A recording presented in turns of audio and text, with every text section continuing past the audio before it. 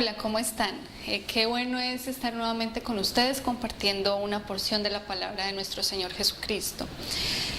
Y en este día vamos a reflexionar sobre unas invitaciones que el Señor nos da. Pero antes quisiera hacer unas preguntas que parecen lógicas y parecen pues bobas, por así decirlo. Pero eso nos va a llevar a reflexionar sobre nuestra vida espiritual. Cuando nosotros tenemos hambre, ¿qué hacemos? ¿Qué es lo lógico que hacemos? Pues ir a una tienda a comprar o ir a la nevera y sacar comida, ¿cierto? Para saciar nuestra hambre. Lo mismo cuando está haciendo calor. Nos da sed, pues vamos, buscamos un vaso, lo llenamos de agua y tomamos. O cuando queremos, nos gusta algo, ¿qué hacemos? Trabajamos para tener el dinero y poderlo comprar, ¿verdad? El Señor aquí en su palabra nos hace esa invitación o nos lleva a esa reflexión. ¿Estamos sedientos de la palabra del Señor? En Isaías 55, el versículo 1, dice: todos los sedientos, venid a las aguas. ¿Por qué hace esta invitación Dios? Él sabe que muchas personas estamos sedientas de su palabra, de buscar su voluntad. Por eso dice: venid a las aguas. Ahora, ¿quiénes son las aguas? Si recordamos en Juan 4:10, la conversación que tuvo con la samaritana, él dijo: si supieses quién te está pidiendo agua, tú le pedirías y él te daría agua viva. El agua viene de Dios, Él es la fuente de agua viva. El versículo sigue diciendo: y los que no tenéis dinero, venid, comprad y comed. Venid, comprad sin dinero y sin precio vino y leche. Los que no tenéis dinero, la salvación, llevándolo a la parte espiritual, esta reflexión, no se compra. La salvación es gratis. Por eso el Señor dice: si tienes dinero, no importa. Pero si no tienes dinero, pues tampoco interesa. Vengan y compren de mí, dice el Señor. Venid, comprad y comed. Dinero, sin dinero, vino y leche. ¿Qué significa el vino y la leche? En la parte espiritual estas son bendiciones de Dios. Si nosotros queremos estar llenos de Dios, de su palabra, ¿a dónde debemos ir? A la Biblia. Allí nos podemos saciar de este alimento espiritual.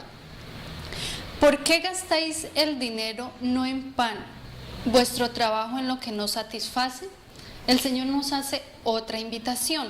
¿Por qué a veces nosotros gastamos dinero en lujos? Tenemos buena ropa pero seguimos comprando ropa, o tenemos algún mueble bonito y seguimos comprando otro, y malgastamos el dinero en lo que no nos satisface. Hago una pregunta: ¿por qué hay muchas personas que han llegado a la fama, tienen su dinero y tienen todo materialmente, pero aún así se suicidan, aún así se sienten vacíos, buscan eso en las drogas, buscan compañías que no deben ser? ¿Pero por qué? Porque hacen cosas que no les satisfacen.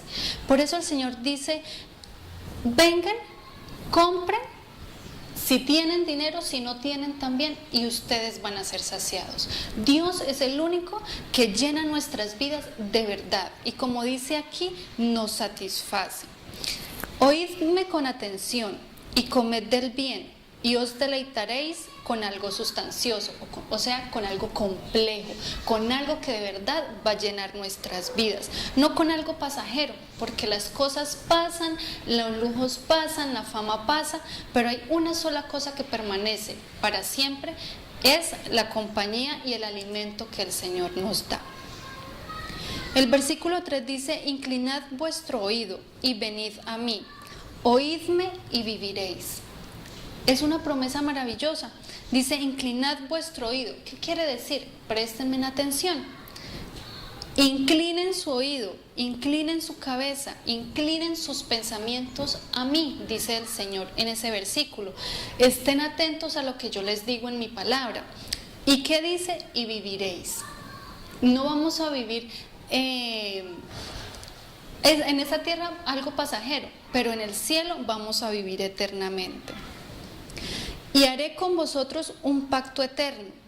Ve, aquí viene una promesa del Señor. Si nosotros le buscamos, dejamos de gastar el dinero en cosas que no nos satisfacen espiritualmente y nos alimentamos de lo sustancioso que Él nos da, Él dice que hará con nosotros un pacto eterno, el mismo pacto y las mismas promesas que le hizo a David. David era un hombre pecador, pero él buscaba a Dios, se arrepentía, pero aún siendo pecador, él se arrepentía y Dios lo convirtió en un testigo para los pueblos, un jefe y un guía para las naciones. Allí, aunque David cometió muchos pecados graves, se dejó guiar por Dios y fue un instrumento del Señor para guiar a otras personas, ser jefe de otras naciones y que conocieran también el mensaje del Señor. Y esa es la invitación que Dios nos hace a nosotros en estos versículos. Y es que volvamos a Él. Somos pecadores, todos lo somos, pero debemos volver a Él. En Isaías 1:18, Él nos dice: venid y razonemos, estemos a cuentas, nos hace la invitación. Y en Mateo 11:28 también nos dice: venid a mí todos los que estáis trabajados y cargados, y yo os daré descansar. Otro punto que quiero resaltar aquí es que a veces nosotros como seres humanos decimos: no, pero es que ¿qué voy a orarle al Señor o qué voy a buscar del Señor si soy un pecador, si un ejemplo, cometí adulterio o robé o dije una mentira muy grande o estafé? Bueno, otras cosas que podemos nosotros equivocarnos, pero el Señor dice que Él es amplio en perdonarnos, que no importa si nosotros, cualquier pecado que cometamos, el Señor nos va a perdonar, con tal de que volvamos a Él, como lo decíamos en los primeros versículos. Isaías 55:6 sigue diciendo: buscad al Señor mientras puede ser hallado, llamadlo en tanto que está cerca. Aquí el Señor nos hace nuevamente la invitación: búsquenme. Búscame en tanto que yo esté cerca. Pero ¿será que Él se aleja de nosotros? ¿Será que Él se va a apartar de nuestro lado? Si Él ha dicho que va a estar con nosotros todos los días, sí, Él se va a apartar de nuestro lado, pero no porque quiera. Se va a apartar con tristeza porque en el endurecimiento de nuestro corazón lo estamos rechazando. Y Él no nos obliga, Él simplemente, si no le queremos abrir la puerta de nuestro corazón, se aleja. Sigue diciendo el versículo 7, deje el impío su camino y el hombre malo sus pensamientos, y vuélvase al Señor, quien tendrá de él misericordia, y a nuestro Dios, que es amplio en perdonar. No importa si somos pecadores, todos lo somos, nadie es santo, pero sí podemos apartarnos de esos caminos pecaminosos, podemos apartarnos de esos malos pensamientos, volvernos al Señor y Él tendrá misericordia de nosotros. Y no solo eso, también nos perdonará. En 1 de Juan 1:9 dice: si confesamos nuestros pecados, Él es fiel y justo para perdonarnos y limpiarnos de toda maldad. Son promesas que el Señor nos da, pero con una condición: debemos volvernos a Él. En el capítulo 2, versículo 1 de 1 de Juan, también Él nos hace la misma invitación y nos da esa misma promesa de que Él va a perdonar nuestros pecados. Quisiera leerlo textualmente porque es un versículo que a mí me encanta. Es una promesa maravillosa. Dice: hijitos míos, esto os escribo para que no pequéis. Pero si alguno hubiere pecado, abogado tenemos ante el Padre, a Jesucristo el justo, que Él nos va a perdonar.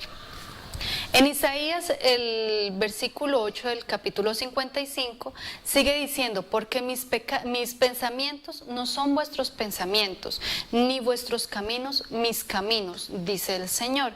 Como es más alto el cielo que la tierra, así son mis caminos, más altos que vuestros caminos, y mis pensamientos más que vuestros pensamientos. Por eso el Señor está tan dispuesto a perdonarnos, porque sus pensamientos se basan en ternura, en amor, en compasión.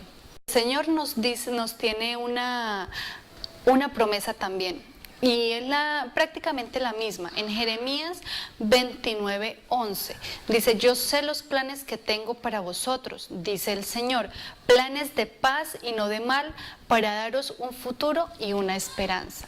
Por eso los pensamientos de Dios son más grandes que los nuestros, porque Él nos quiere dar paz, nos quiere dar esperanza. Si hacemos un sencillo paralelo de lo que piensa el hombre y lo que piensa Dios, vamos a encontrar que el hombre piensa en el tiempo. ¿Qué voy a hacer mañana? ¿Qué voy a hacer dentro de una hora? ¿Qué voy a hacer después que termine tal trabajo? Siempre estamos pensando en el tiempo, mientras que Dios piensa es en la eternidad, porque nosotros vivimos día a día. Dios nos quiere dar la eternidad. El hombre piensa en sí mismo, en que yo hago, yo digo, yo pienso, pero Dios piensa en los seres que Él creó. Él piensa en usted, piensa en mí y piensa en cada una de las personas que Él hizo. El hombre piensa en lo que puede obtener. Si yo trabajo, yo puedo comprarme aquello, puedo comprarme lo otro, puedo obtener beneficios. Pero el Señor piensa en lo que nos puede dar.